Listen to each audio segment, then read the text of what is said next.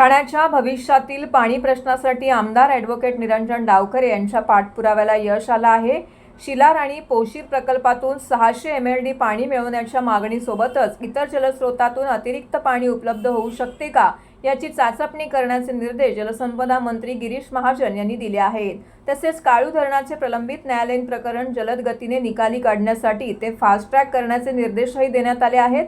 ठाणे महानगरपालिका क्षेत्रातील वाढती लोकसंख्या आणि भविष्यातील पाण्याची वाढती गरज लक्षात घेता शिलार व पोशीर प्रकल्पांमधून ठाणे महानगरपालिकेस एकूण 600 दशलक्ष लिटर प्रतिदिन पाणी उपलब्ध करून देण्याच्या मागणीसंदर्भात जलसंपदा आपत्ती व्यवस्थापन मंत्री गिरीश महाजन यांच्या अध्यक्षतेखाली मंत्रालयात महत्त्वपूर्ण बैठक पार पडली। कोकण पदवीधर मतदारसंघाचे आमदार ॲडव्होकेट निरंजन डावखरे यांनी केलेल्या पाठपुराव्याच्या अनुषंगाने ही बैठक आयोजित करण्यात आली होती। बैठकीत ठाण्याच्या वाढत्या लोकसंख्येच्या अनुषंगाने भविष्यातील पाणी पुरवठ्याचे नियोजन करण्याबाबत सविस्तर चर्चा झाली।